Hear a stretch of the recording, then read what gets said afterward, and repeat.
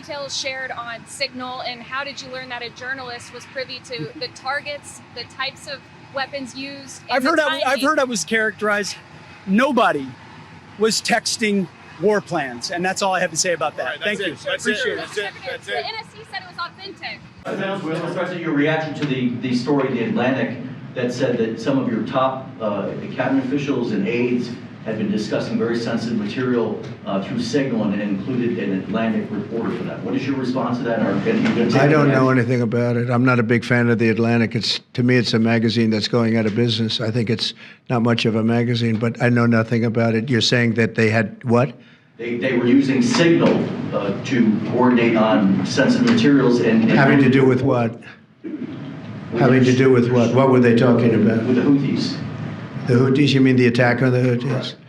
Well, it couldn't have been very effective because the attack was very effective. I can tell you that. I don't know anything about it.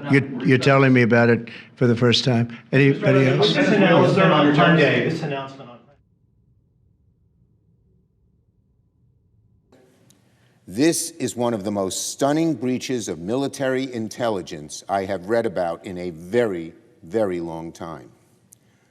What we have here are senior U.S. leaders, including the Vice President and Secretary of Defense, having classified discussions of military action over an unsecure app. It's bad enough that a private citizen was added to this chain, but it's far worse that sensitive military information was exchanged on an unauthorized application, especially when that sensitive military information was so important. If these detailed exchanges about coordinating military operations fell into the hands of America's enemies, it could get people killed. It could severely harm our military. It would put America's national security in danger. This debacle requires a full investigation.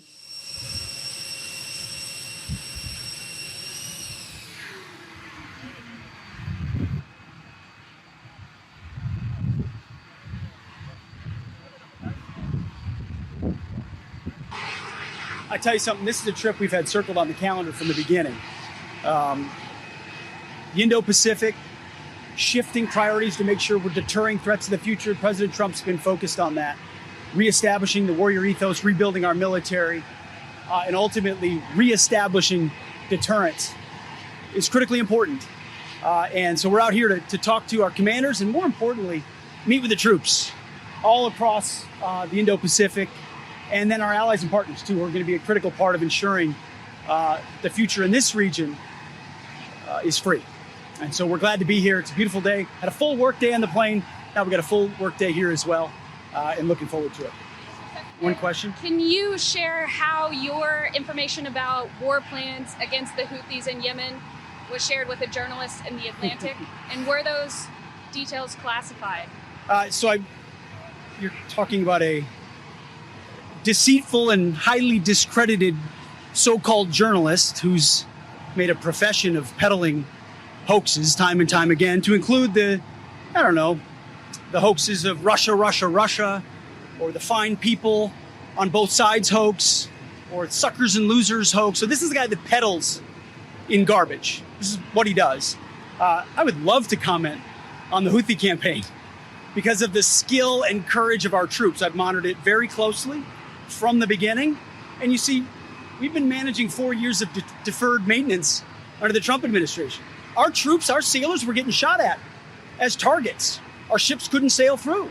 And when they did shoot back, it was purely defensively or at shacks in Yemen. President Trump said, no more. We will reestablish deterrence. We will open freedom of navigation, and we will ultimately decimate the Houthis, which is exactly what we're doing as we speak from the beginning, overwhelmingly. Why were those details shared on Signal, and how did you learn that a journalist was privy to the targets, the types of weapons used? I've heard I was characterized. Nobody was texting war plans, and that's all I have to say about that. Right, Thank you. That's Appreciate it. it. The NSC said it was authentic.